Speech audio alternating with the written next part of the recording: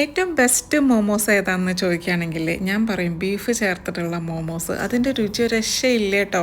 അപ്പോൾ ഈ ബീഫ് നമ്മുടെ മല്ലൂസിൻ്റെ ഒരു വികാരം തന്നെ ആണല്ലോ. അപ്പോൾ എന്തായാലും ഇത് കണ്ടിട്ടൊന്ന് ട്രൈ ചെയ്ത് നോക്കിയൊക്കെ എല്ലാവർക്കും ഇഷ്ടപ്പെടും.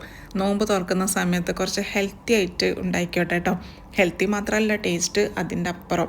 അപ്പോഴേ നമുക്കിത് തയ്യാറാക്കാനായിട്ട് വേണ്ടത് 2 കപ്പ് മൈദപ്പൊടി എടുത്തിട്ടുണ്ട്. അതിലേക്ക് 1 ടേബിൾ സ്പൂണോളം നെയ്യ് ചേർത്ത് കൊടുക്കണം. ആവശ്യത്തിന് ഉപ്പ്. നമുക്ക് സാധാ വെള്ളത്തിൽ വേണം അതൊന്ന് കുഴച്ചെടുക്കാൻ, നല്ല മഴത്തത്തിൽ വേണം കേട്ടോ അതൊന്ന് കുഴച്ചെടുക്കാൻ. കുഴച്ച് കഴിഞ്ഞതിന് ശേഷം ഒരു 3 മണിക്കൂർ നമുക്കിതൊന്ന് റെസ്റ്റ് ചെയ്യാൻ വേണ്ടി വെക്കണം. ഇതിങ്ങനെ പൊന്തി വരാനും ഇതൊന്നല്ല കേട്ടോ, നല്ലൊരു മയത്തം കിട്ടാനായിട്ട്, കാരണം അത് സ്റ്റീം ചെയ്യുന്നതല്ലേ. ഇനി നമുക്കിതിലേക്ക് വേണ്ടത് ബോൺലെസ് ബീഫാണ്. അത് നിങ്ങൾക്ക് എത്രയാണോ വേണ്ട അങ്ങനെ എടുത്തോളൂ. എല്ലില്ലാത്ത ബീഫ് അങ്ങനെ എടുക്കുക കേട്ടോ. എന്നിട്ട് മിക്സിയുടെ ജാറിലോട്ടൊക്കെ ഇട്ടിട്ട് ഇത് നമുക്കൊന്ന് പൊടിച്ചെടുക്കാം. ഇനി ബീഫിൻ്റെത് നമുക്ക് സൂപ്പർ മാർക്കറ്റിലാണെങ്കിലോ മാർക്കറ്റിലാണെങ്കിലോ കീമ ഐറ്റം കിട്ടും കേട്ടോ. അങ്ങനെയാണെങ്കിൽ പിന്നെ ഒന്നുകൂടെ എളുപ്പമായി. അല്ലെങ്കിൽ പിന്നെ ഇതേപോലെ ഒന്ന് പൊടിച്ചെടുത്താൽ മതി കേട്ടോ. നമുക്ക് ഇങ്ങനെ വീട്ടിൽ വന്ന് പൊടിച്ചെടുക്കുന്നതാണ് ഏറ്റവും നല്ലത്. നമുക്ക് ശരിക്കും കഴുകി വൃത്തിയാക്കിയിട്ട് അങ്ങനെ പൊടിക്കാൻ പറ്റുമല്ലോ.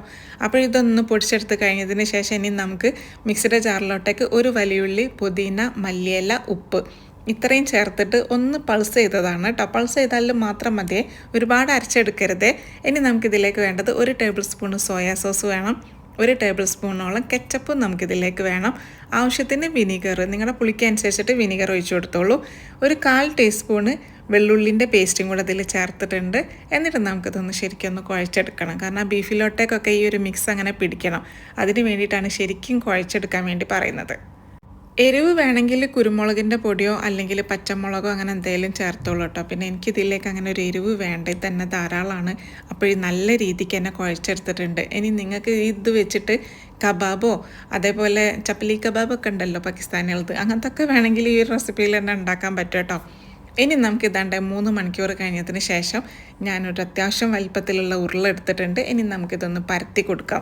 നല്ല വലിപ്പത്തിലാണ് പരത്തി കൊടുക്കുന്നത്, അതുകൊണ്ടാണ് അത്യാവശ്യം വലിപ്പത്തിലുള്ള ഉരുള എടുത്തത്. അപ്പോൾ നമുക്കിതിൻ്റെ ഒരു ഷീറ്റ് എന്ന് പറയുന്നത് കുറച്ച് തിന്നായിട്ടാണ് കേട്ടോ വേണ്ടത്. പരത്തി കഴിഞ്ഞതിന് ശേഷം കട്ടർ ഉണ്ടെങ്കിൽ, അതായത് റൗണ്ട് ഷേപ്പുള്ള കട്ടർ ഉണ്ടെങ്കിൽ അങ്ങനെ കട്ട് ചെയ്തെടുത്തോളൂ. അല്ലെങ്കിൽ നമുക്ക് ഏതെങ്കിലും കുപ്പിൻ്റെ മൂടിയോ അല്ലെങ്കിൽ പിന്നെ നമുക്ക് ഇതേപോലെ ബൗളൊക്കെ ഉണ്ടെങ്കിൽ ഇങ്ങനെ കട്ട് ചെയ്തെടുക്കട്ടെ ഷേപ്പിനനുസരിച്ചിട്ട്.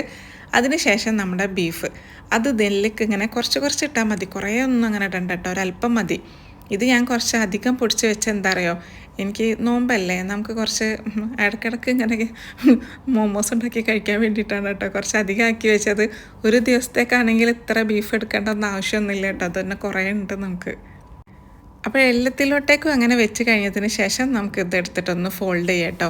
ഇതേപോലെയുള്ളൊരു റെസിപ്പി ഞാൻ കഴിഞ്ഞ നോമ്പിനിട്ടിട്ടുണ്ടായിരുന്നു. അത് ചിക്കൻ വെച്ചിട്ടാണ് കേട്ടോ. അതും സൂപ്പർ ടേസ്റ്റാണ്. ഒരുപാട് പേർക്ക് ഇഷ്ടപ്പെട്ടിട്ട് അഭിപ്രായം പറഞ്ഞതാണ്.